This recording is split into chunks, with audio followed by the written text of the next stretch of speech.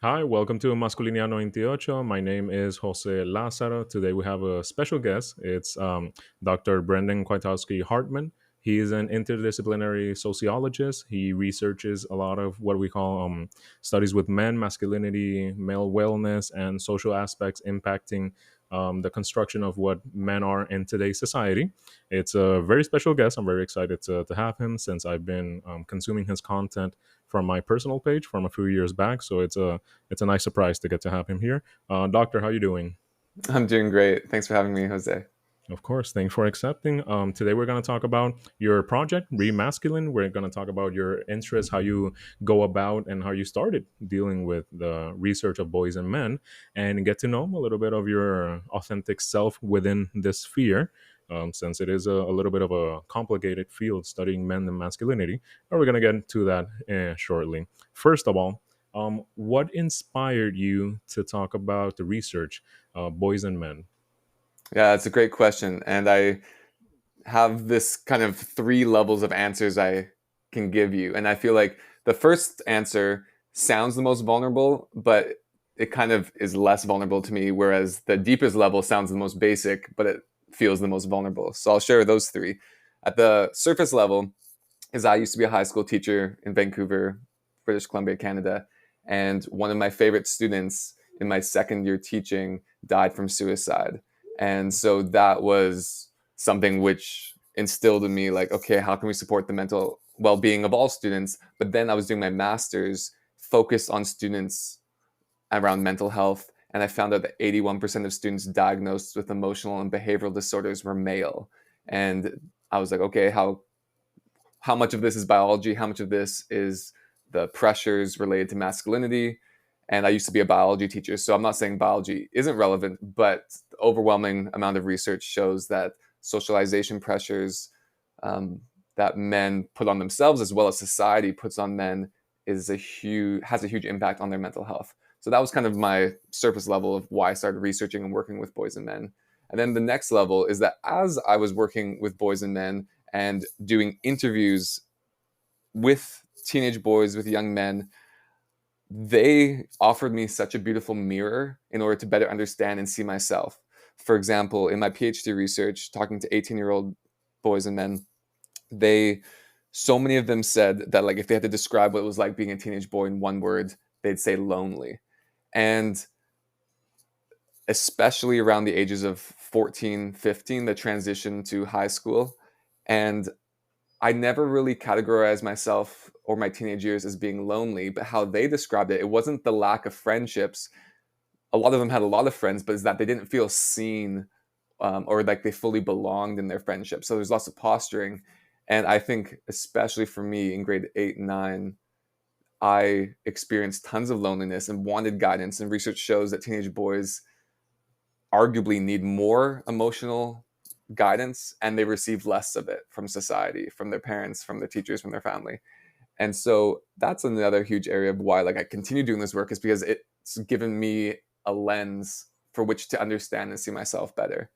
And then at my deepest, most vulnerable level, which kind of sounds cliche, is that I guess I'm into this work because I have hope that healing can happen.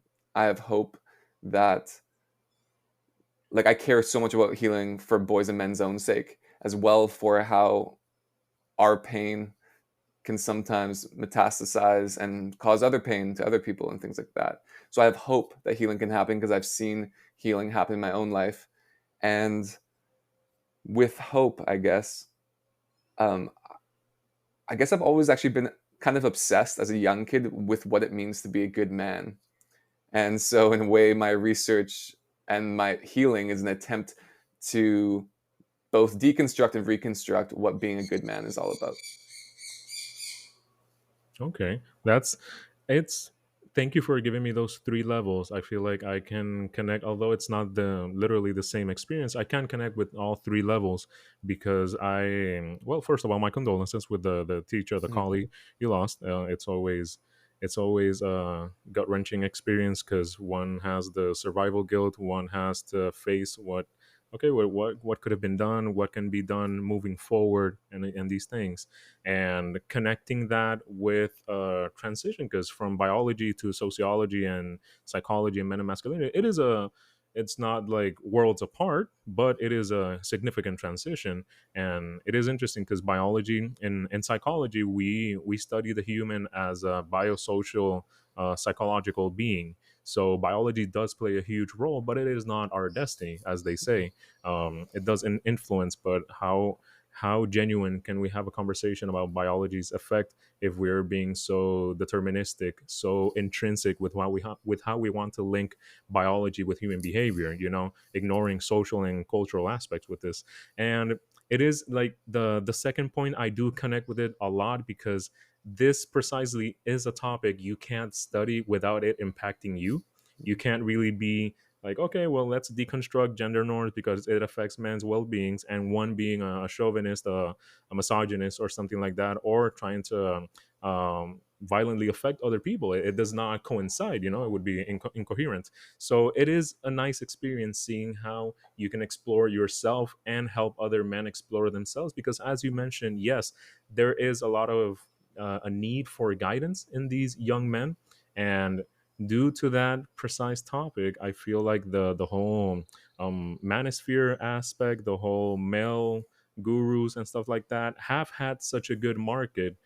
Good being a relative use here, but they have had a market because there are a lot of men that need guidance. There are a lot of men that need attention, that need a sense of community, a sense of being understood, and these things. And I wouldn't go as far as to say that 100% of what those male gurus say is wrong, because yes, we should go to the gym. Yes, we should focus on ourselves. Yes, we should make friends that are on a safe mentality as us, to bettering ourselves and stuff like that. But since they want a population that keeps coming back, they need a frustrated and a lonely population. So we want to make you mad at women, we want to make you mad at other men that do not conform to these gender norms. And it is interesting, but it is a vicious cycle fueled by that very genuine loneliness in men. So it is, that's why I'm very interested in connecting with all the authors, researchers, and influencers and activists that I can find that deal with male psychology, male loneliness, and these stuffs.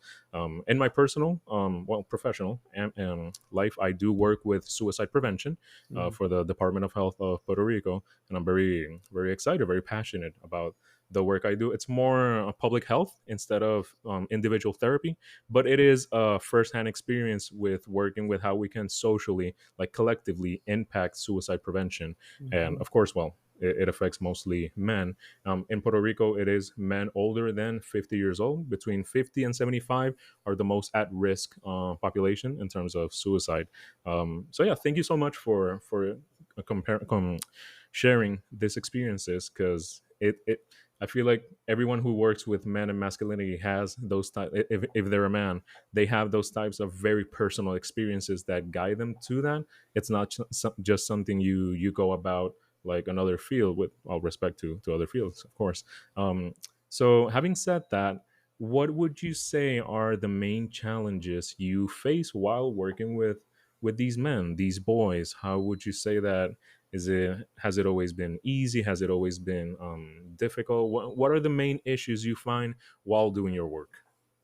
Yeah, there's so many answers to that. So let me start, I guess, in one approach is one of the main things for all teenagers, regardless. So the work that I do with teenagers, one of the main challenges is that they're not really going to do much unless they have the buy-in. So like they have done research of like how to do social emotional learning across kindergarten to grade 12. And at the elementary school, the younger grades, it's pretty straightforward. You can just teach them the skills and they'll do it. But that changes around high school, age 13, 14, whereas you can't just teach them social emotional skills and they'll be like, okay, great. It's that they have to have the buy in, like the status, the why am I doing this? Do I think you're an authority on this? Do I think this is cool enough or respectable enough to try and do this? So if we're going to talk about being vulnerable or being authentic with each other,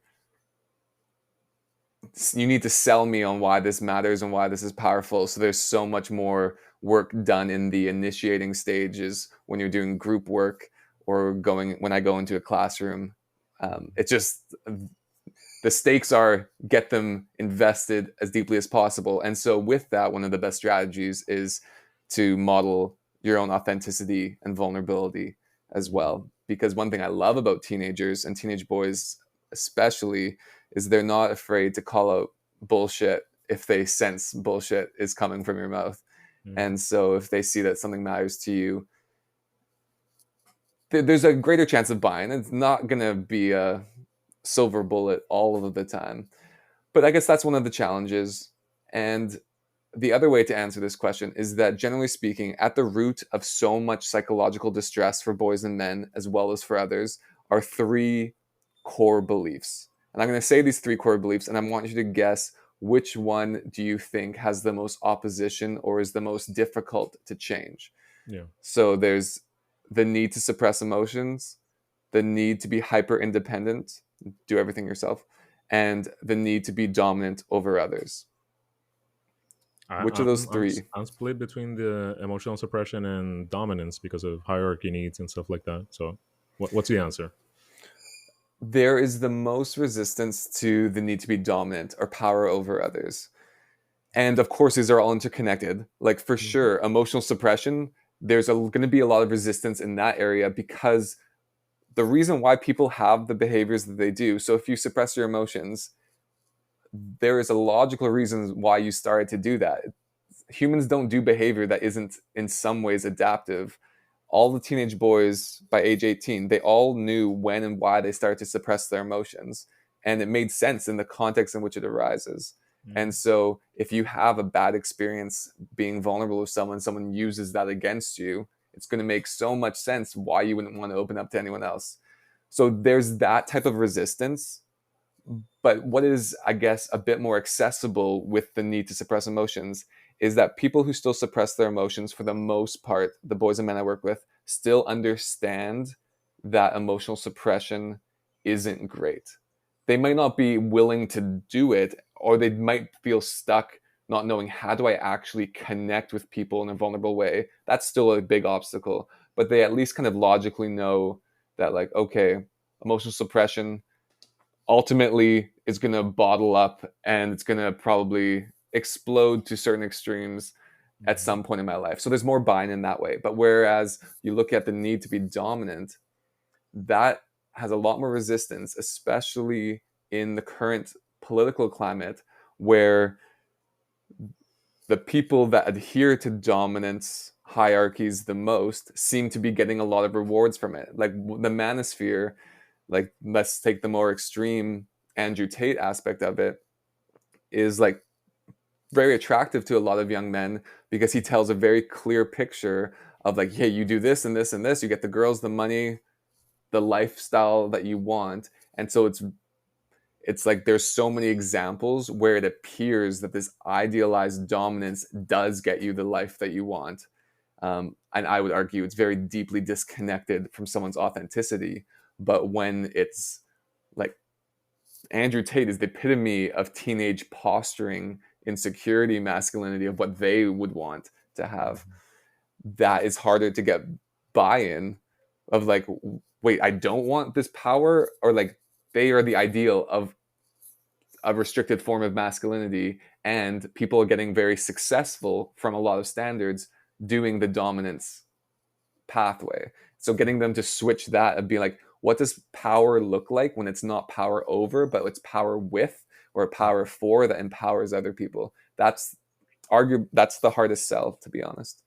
No, yeah, and it's interesting because when we talk about, for example, hegemonic masculinity, uh, hegemonic hegemony, I would say, I think it's called in English, as a social concept, it means to have hierarchy and exert power over others. It requires a consensus of the oppressed so that they internalize these beliefs and stuff like that. That's how we see women internalizing misogynistic beliefs. That's how we see men who don't conform to the most traditional version of masculinity conform to these hegemonic mentalities and ideals and stuff like that. And precisely with these teens, with these 16, 18 years old, that you're telling them, okay, yes, like you shouldn't consider this as a pathway to exert your authenticity, because it affects other people's in this way, like sociological social violence, political violence, gender violence, all these stuffs.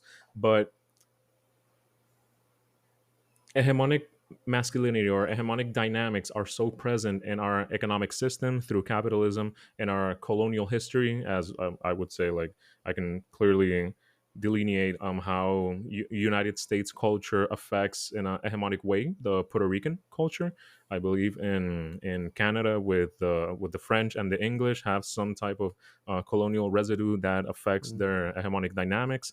And right now, if I'm not mistaken, you can correct me.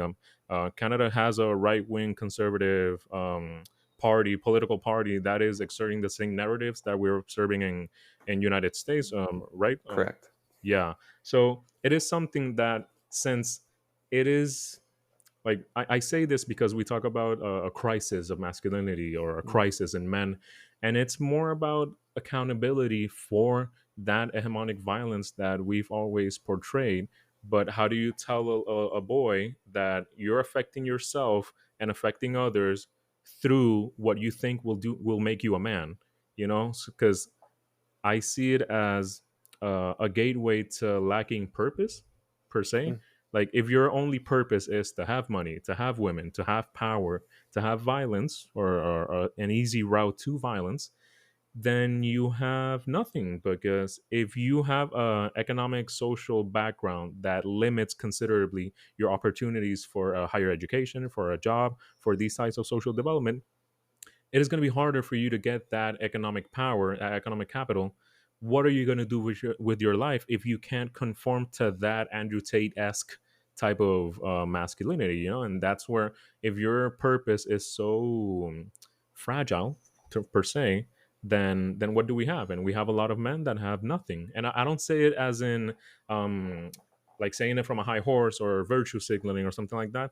It's very frustrating and sad to see how delicate men's purpose is nowadays. And when they're inevitably faced with the reality that they might not conform to that specific form of masculinity, you see a lot of frustration taking out on themselves with violent behavior, suicidal ideations, isolation, loneliness, and stuff like that. We see it exerted on others, anti-femininity, gender violence, and all that stuff, sexual violence, sexual aggressions, as harassment, and all that stuff. And socially, you know, because then you identify more with whichever group is going to tell you that, no, you men are disenfranchised and you need this. That right now it is conservative, right leaning, very extreme viewed political parties or social parties and stuff like that. And then we talk about the intersections between that and, you know, racism, colonial mentality, and all that stuff. So it is like, I can totally see how that could lead to a lot of difficulties. um but then, how, okay, you've told me during this conversation that you have to connect with what's the purpose, what's the buy-in with these teens and stuff like that. What would you say for anyone that's trying to help a fellow man, that anyone that's trying to connect with the men around them, be it family, colleagues, friends, and stuff like that? How can they formulate that buy-in? How can we like grab those men's attentions to see, like, hey, we have to have a serious conversation about this? It's going to be case by case, but like in my research there's kind of three groups of teenage boys.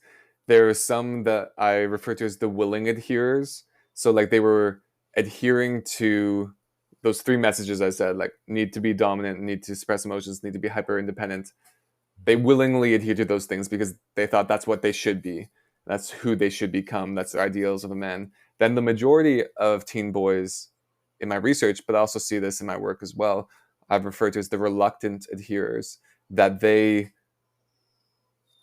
didn't like those restrictive messages, but they felt stuck either because they didn't know how to change or because they felt at the end of the day people still want them in those restricted roles. So here it's like a lot like, you know what, girls my age still want the emotionally stoic guy who never shows any weakness and vulnerability. So I hear and I want to be more emotionally vulnerable, but nothing in my life is giving me evidence to support that they actually want that.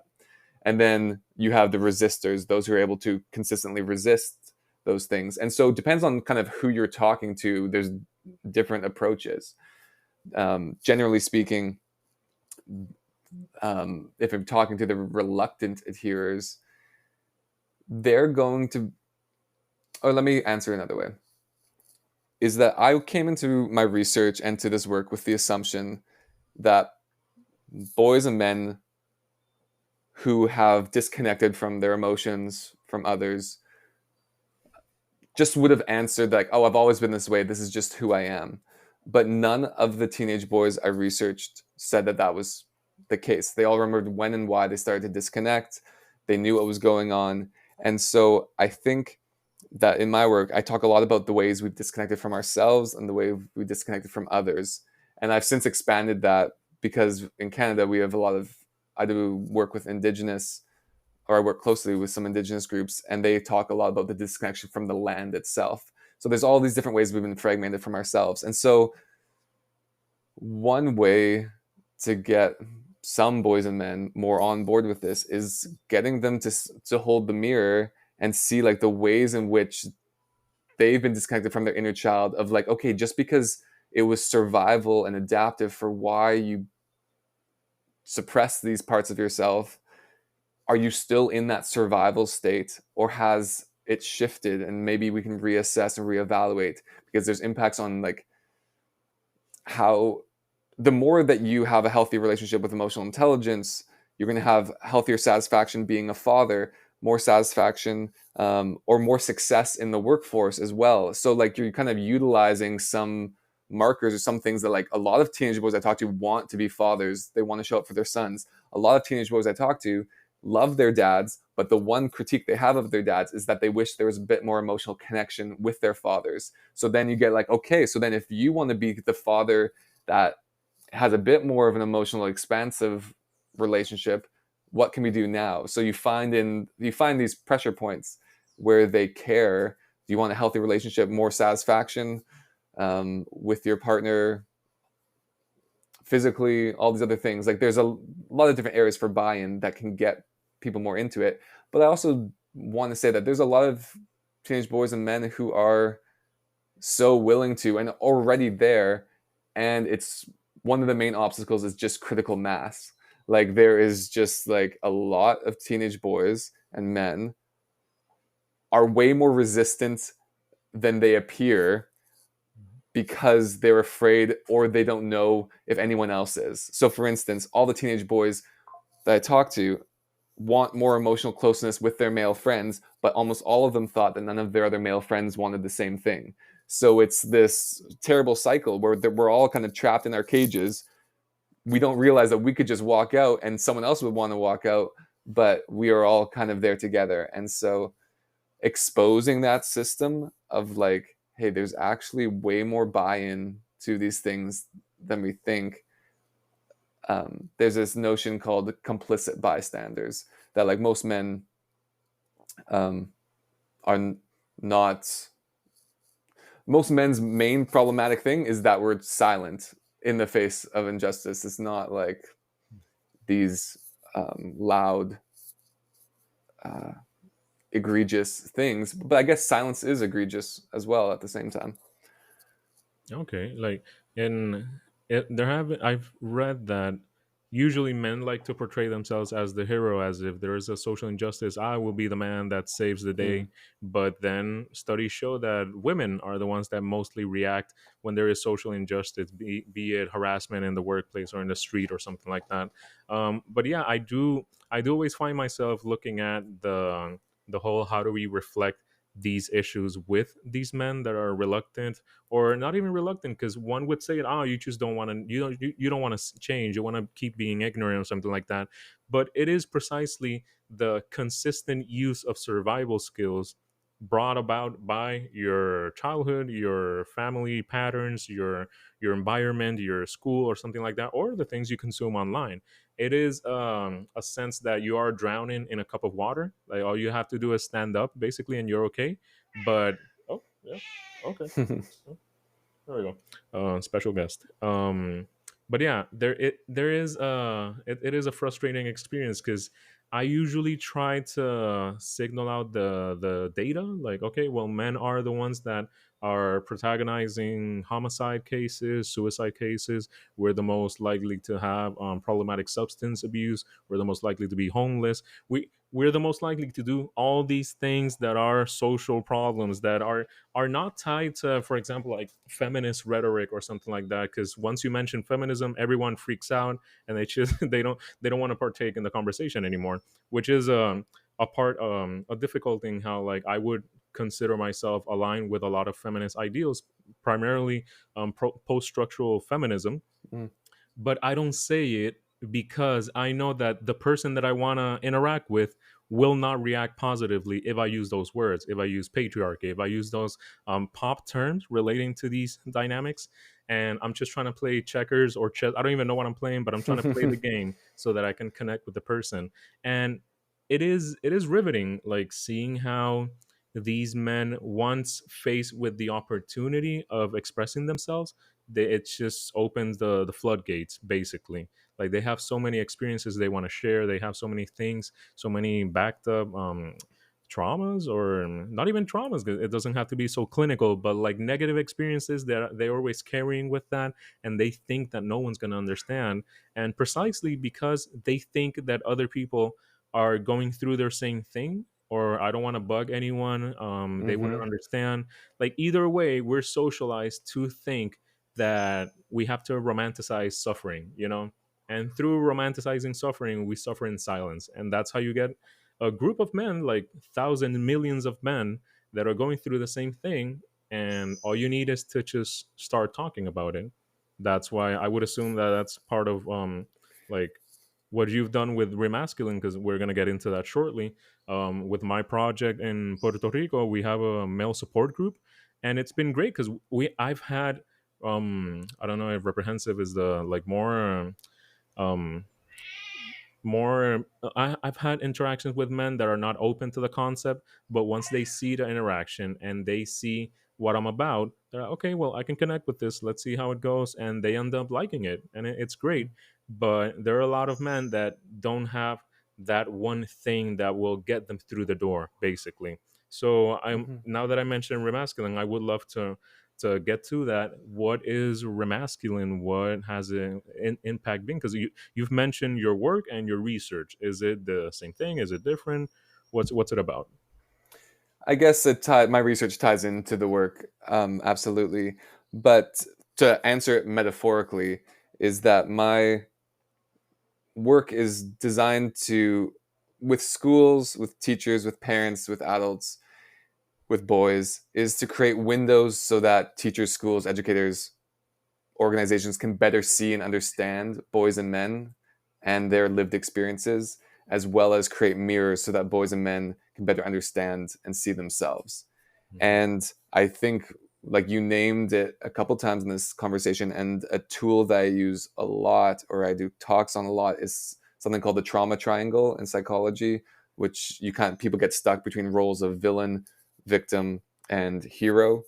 And the whole goal is to get off of that triangle. And we live in this time period, especially around masculinity, where there is so much like fighting, or people are identifying as victims and villains, or like, okay, you think I'm the villain, no, I'm the actual victim here. And we guess regurgitate this level of dehumanization. Mhm. And so, and what you said before about like the hot terms of feminism and patriarchy, it's like, yeah, as soon as you say anything with those words, it doesn't really matter what the actual definitions are anymore, because the believed, the on the ground definitions of experiences with social media is that you can find some really dehumanizing content from wherever you want to find content that's dehumanizing. You can absolutely Yeah, find it. it's That's very going to prove diluted. your Yeah. point. Absolutely. And so with remasculate or remasculine, it's, I guess, for schools, which is my main work, Hmm. they come to me for three kind of categories of reasons. One is that they're concerned and they care about the boys in their schools. and they care about their social emotional well-being, they care about their academic achievement. They're not engaged in leadership activities as much as the female students are, or that these boys are amazing one-on-one, but in groups it's like I lose sight of who they are. They seem like they lose sight of who they are. And so there's just this desire to break down the walls and to help boys thrive. So that's reason number one. Reason number two, they contact me because they have problematic or concerned about behaviors and how they infect the culture around them. So there's a rise in boys across countries have a rise in citing misogynistic influencers sound bites, Mhm. and how that's playing out is having a tangible effect and impacts the well-being and safety of LGBTQ students, of female students. And so schools come and be like, hey, can you work with this sports team or something like that, that is passing everything off as jokes, or they aren't recognizing or taking seriously their impact on other people.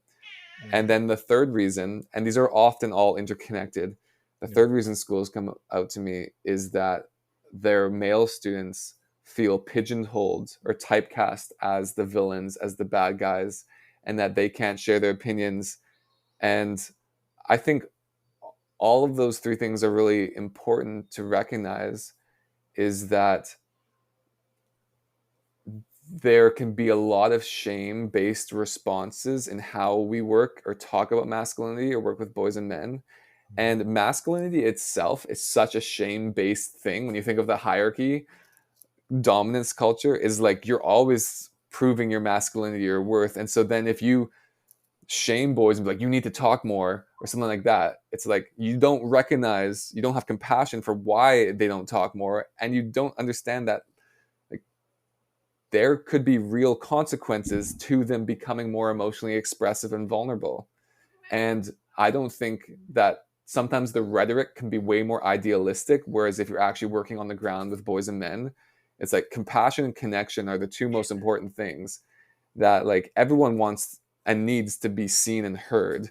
And so I think sometimes we can come in with this fear or this real, there's logical reasons for having this fear of like all these terrible societal outcomes, but we Mhm. come putting all of society's weight, especially when working with boys, and these boys haven't been connected to hegemonic systems in like decades ago, or they're not like aware of those types of things. And so we come kind of hoping that they can fix all of the things that men in their 50s and 60s and 70s haven't grappled with. And so we're just putting all of our hope that they can grapple with these things. And sometimes that can really push boys away, because it's missing like the heart piece and the connection piece. And I think sometimes it can veer into the lens of typecasting boys as villains, which, and part of getting off the triangle is recognizing ways in which we are all sometimes operating as so-called heroes, as so-called victims, as so-called villains. And so my biggest frustration is when ideals aren't rooted in reality and talking to boys and men. And so like if you talk about power of boys and men, you have to talk about how powerless they feel, because so many boys feel so powerless. And then the manosphere does a really good job at capitalizing on that powerlessness and making them do things that feel powerful. And let me use an emotional example. Back to your original question about what is some of the biggest obstacles. Shame is got to be one of the biggest obstacles. And one of the best defenses to shame is anger, because anger feels much more powerful in the body. Shame is much more like hidden. I don't want to see that.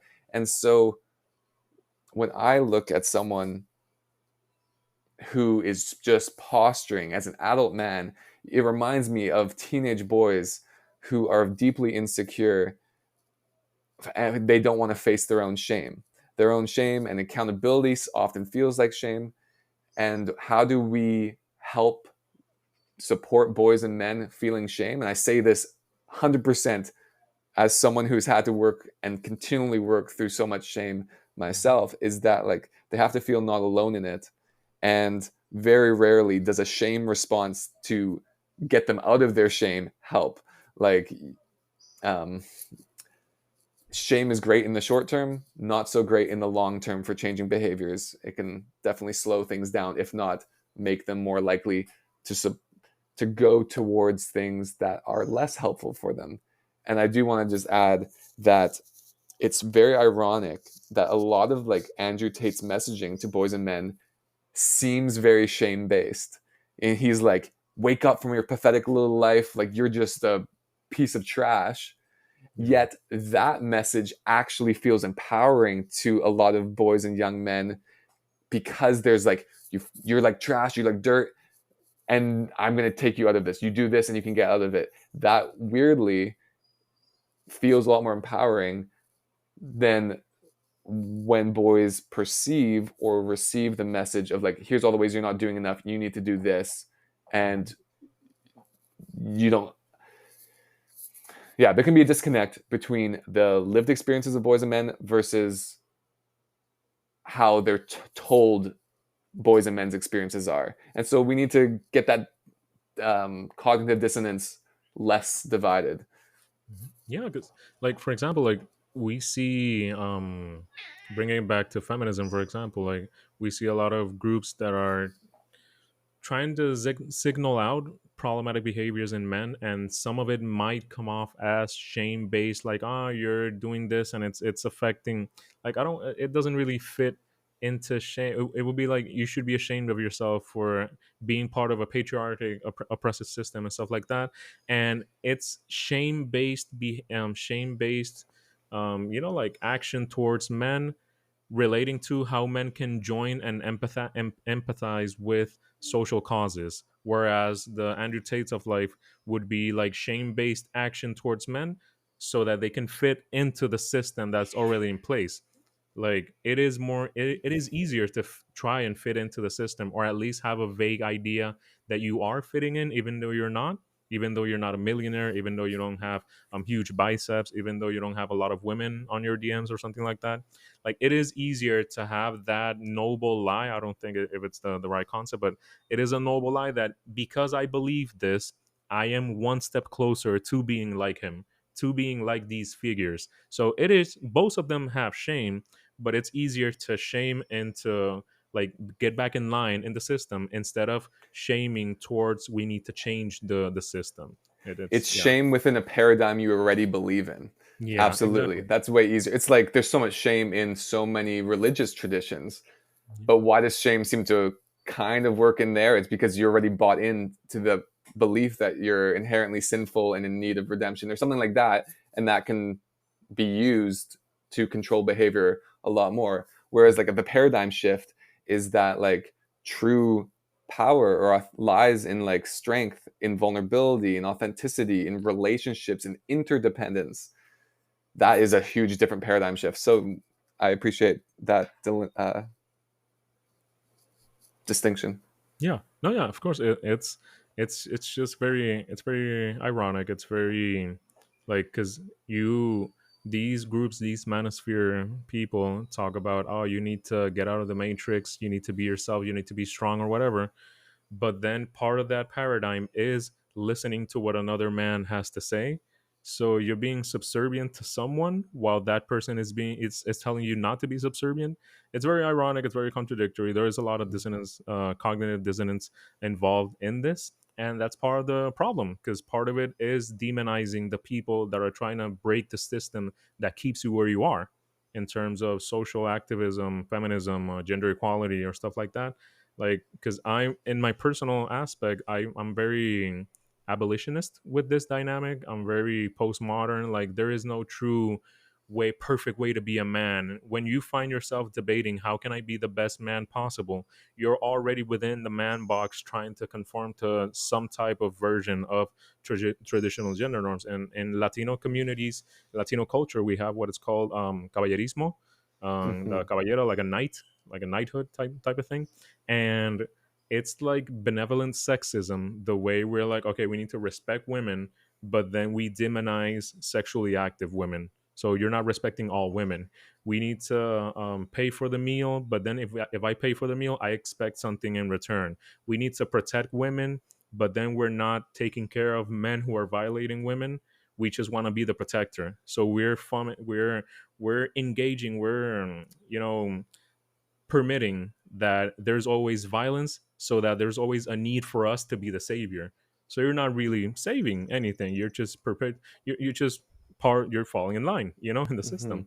So it is complicated, and trying to, because like I've had the privilege of studying and graduate level, because not a lot of people get to do that. A lot of people need like a few job, more than one job to sustain themselves, and then barely they can. So you can't really expect them to have the most comprehensive philosophical discussions of this when they're trying to survive.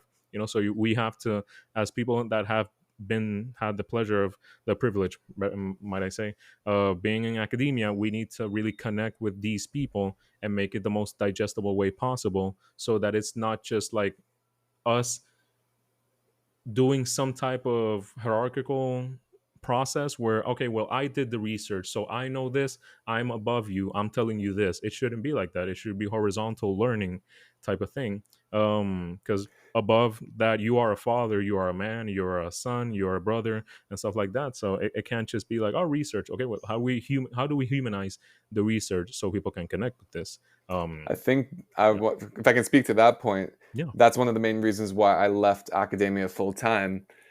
It was actually, I went to a masculinity conference in Istanbul during my PhD, and it was like these big names, and I was talking about to them at a dinner about like Jordan Peterson was just becoming very prominent at that time Yeah. as well, and I was talking about like, hey, like there's not really many counter voices to this, and some of these big named academics were just like, oh, it doesn't matter, and I was like, you don't care that this is other academic, that like if we believe that there is important things to impress upon boys and men and ourselves, and that's important for the well-being of our world, then surely we should be engaging in that sphere a lot more. And I think academia can suffer greatly from the ivory tower, or like there is so much semantics around like, okay, well, that definition, this isn't true feminism, this isn't true masculinity, all these other conversations that can happen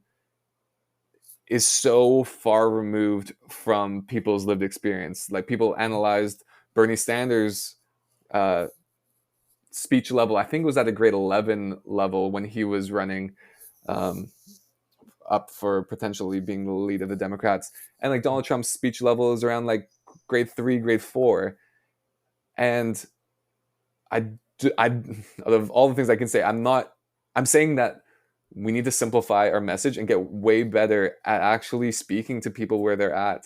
Mhm. And I think, yeah, sometimes the linguistic aspect of it, the semantics of these conversations can just bypass and miss people. And I think people are responsible for not getting turned off from education, and like people have a responsibility to not just like throw out the words patriarchy and feminism just because it offends them. Like you should actually be doing some research into it as well, but at the same time we need to also understand that I don't think change is going to happen unless we can do a better job at communicating knowledge and making people feel seen and heard.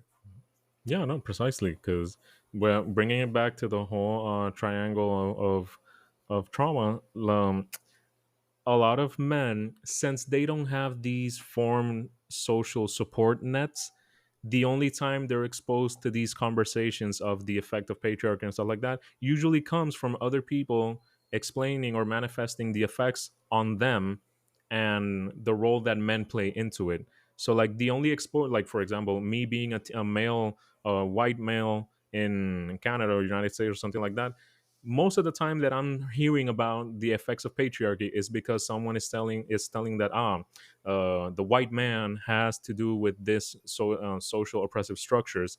So the only input I'm having on these topics are negative ones directed Mm-hmm, towards me or towards my racial, ethnic, mm-hmm, gender group.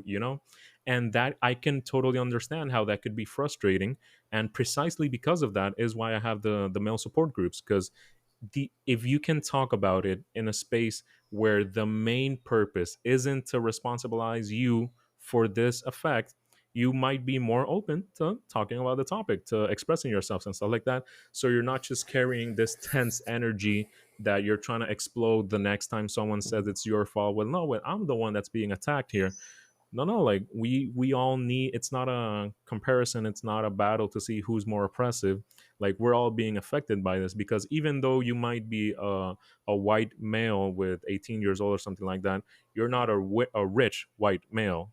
The, you know, the intersections between Yes. wealth, race, gender and stuff like that are things that have to be directed, because you might be a strong man, but if you're a strong man that doesn't have any money, you might find very practical, like mechanic and physical force ways of expressing your masculinity, but you can't connect to the privileges that are within rich men, you know.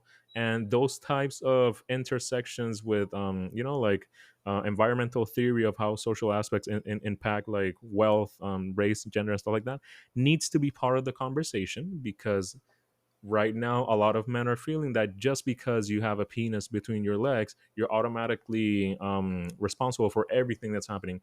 There is a lot of implicit, discrete ways that a lot of men support hegemonic misogynistic structures and stuff like that, but they have to understand those structures. They have to see how, what role they play into it, and how it looks to practice another type of masculinity. Because if you're only listening like, ah, this is wrong, you don't know what's right, you don't know what it looks like, you don't know how to do it. And asking these men to conjure up a perfect image of masculinity out of nowhere without having a guide is a little bit too much. You know, it's too much for them, and that plays into the frustration. Yeah. It reminds me of the research that shows that if you ask students what is a good student, boys tend to say it's one that follows directions and like behaves well. Whereas if you ask girls what's a good student, they tend to say, oh, academically, like achieving all these things. And if you look at like how teachers talk to boys, tends to be more disciplinary. Like, okay, don't do this, don't do that. And I think when we have messages around, yeah, like so much of the conversation is around how beliefs or behaviors associated with masculinity can be harmful. And I think 100% that's super important.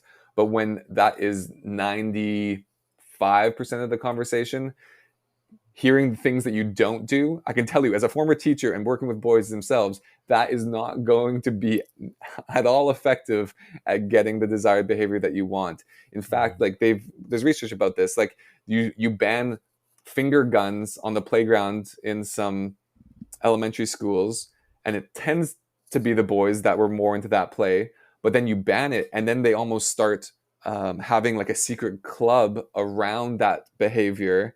And there's been some schools that have tried to ban talking about Andrew Tate in Australia, and I think that's a terrible approach. Rather than having confronting these things and having engaging in genuine conversations from the get go. Mhm. Um, and went to another school fairly recently, and these boys I talked to, they all feel typecast as the villains, and they're like, it's bonded us closer together because everyone thinks that we're the bad guys or that we take up so much space on our school and aren't conscious of other people. But like they've all turned against us, and I think one of the things we should be learning from the manosphere is that the main reason why boys and men say that they like the manosphere is because they say that the people in it are free to speak confidently and speak their minds. And I think that we need to have safety around it, but also like I call them these dangerous conversations in the work that I do is Mhm. like I am not leading an effective group if these boys are telling me things that they think I want to hear. I want them to tell me things that they feel like it's not okay for them to share in other contexts because then we can actually get engaging with their real honest things, and that is going to be way more better for change because I don't ever want to come across as tokenistic, and I don't want them to virtue signal what they think I want to hear. Yeah. Yeah, no, exactly. Like we need to restructure how we go about this, because certainly the way we're doing it is not really having the effect, the desired effect. And it's not even about winning an argument or anything. It's about preventing suicide. It's about preventing gender based violence. It's about preventing sexual violence. Like people have this idea, for example, in Puerto Rico, that we're very victim blaming type of society when it comes to sexual violence towards women. Mm, It's like, oh, you should never walk around a dark alley at night. No, no, statistically, at least in Puerto Rico, um, you're more likely to be victim of sexual violence by someone you already know, a yeah. family member, a clerical member, your own partner. You're more likely to be sexually assaulted by your partner, statistically speaking, than a random person at a Hmm. back alley in whichever place in your city. So that's part of the how we construct narratives and how it affects people. Because then you're looking outward when you should be examining who you have next to you.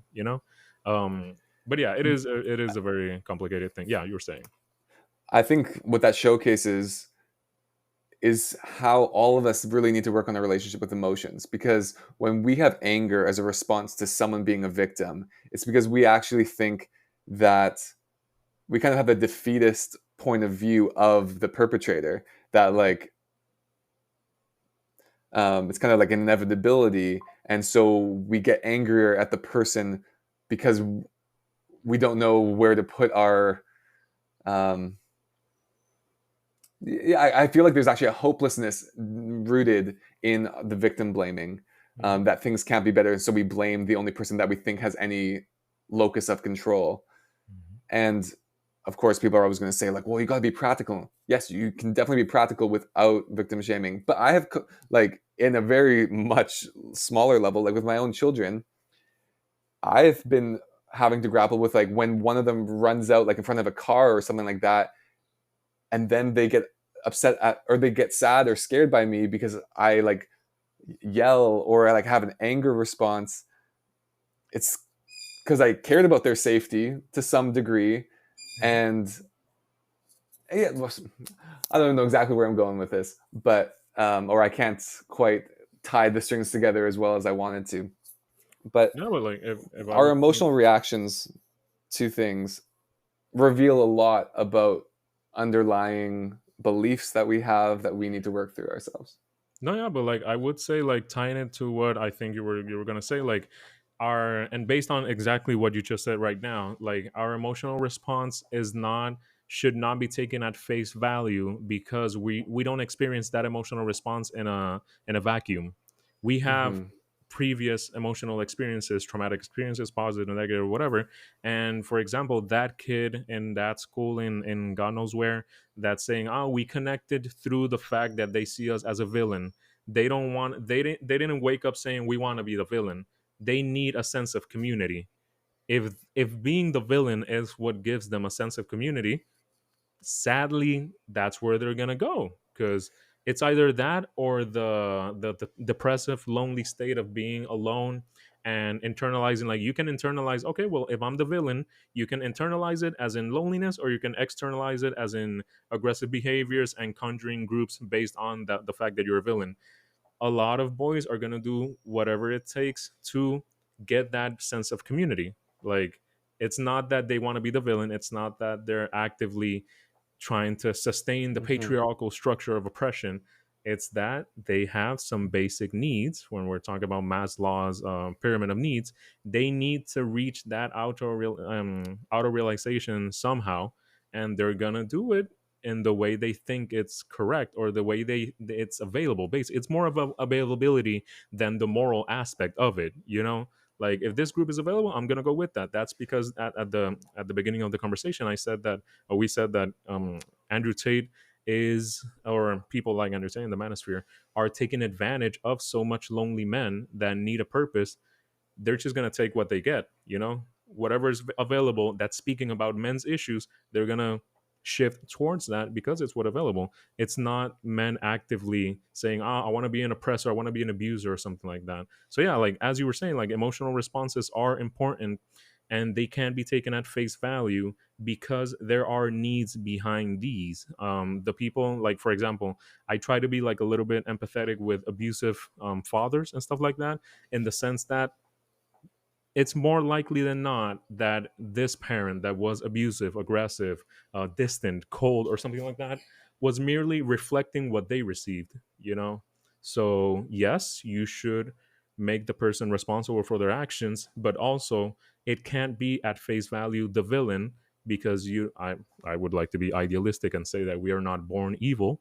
We are a reflection of our experiences, not to give away Hmm. all sense of accountability, but we can't like separate ourselves from our experiences. So we need to see that. And so would that be something aligned with what you were trying to say? Yeah, absolutely. A lot of that. Absolutely. Okay, perfect, perfect, good. So yeah, now to close out the episode, because I told you like, oh, like 30, 45 minutes, oh, 55, that means it was a good conversation. So um to close it out, if you were this more reflective of, if you were talking to your inner child, what would you tell him so that it could prepare him for the life you're living now? I've thought about this question a lot, not because of you telling me in advance, but I just think about this a lot for the last 10 years, I think, probably since I started therapy. Mhm. And I think that the answer for whatever younger age I'm thinking of, like what would I tell my 3-year-old self, my 7-year-old self, 12-year-old self, Mhm. I think it would all be the same message. And it sounds simple. It would just like, you are good. And for me, one of the biggest pain points in my life that I've had to deconstruct is the belief that I am inherently evil at my core. And I know that can get into lots of religious debates and things like that. Mhm. But that belief, where I would have argued with you that it is necessary and appropriate to hate myself, or I should hate parts of myself, um, that really held me back a lot in life, and it still does. Like that creeps up time and time again. So the belief that like, and it's like inherently good. It's not because of what I do or things like that. It's just like I have goodness in me. I think would be the most helpful for this, because if I this is what I fully believe, is that I don't believe that you can dehumanize other people without having first dehumanized the part of yourself. Mhm. So if I believe that there's a part in me that is irredeemable and deserving of hatred or of malice towards it, that is at the root of why I can look to other people and dehumanize them. And so I guess for this work, that I believe it has to be the marriage between my intellect, academic PhD knowledge, and my authenticity. Mhm. Like I can't separate the two. I need to see I need to humanize myself as fully as possible so that I can humanize other people and not get caught on the victim villain hero triangle. Yeah, that's actually like very good. And I feel like a lot of men grapple with that, with like we're because of the whole romanticizing male development, like you're a villain or you're worthless or society wants you to be this, so you have to be this and stuff like that. So it is a great um, advice, whether it be to your inner child or for the audience. So thank you a lot for that. And yeah, with this, we close out our episode. We would like to say that this does not replace therapy. If you think you need therapy or any type of professional help, please seek the help of a professional. In Puerto Rico, we have a lot of resources available, and one of them would be, and if you're outside of the States, especially in Canada, well, Dr. Brendan Kwiatkowski-Hartman, where can we find you so that people can contact you? Yeah, remasculine.com is my website, and there's a contact form on there and link to my socials as well. Excellent. Yes. So, yeah, Dr. Kwiatkowski, thank you so much for the conversation today. It's been very riveting, enjoyable. So, yeah, we appreciate this. Any last thought you would like to share, just in case? I'll just say it's not, for me, speaking for myself, it's not an easy process to love yourself, but it is a beautiful one. Thank you so much. So, with that, we close out our episode at 59 minutes. We're doing a good job. Okay. So, yeah, have a great time. We'll see you later.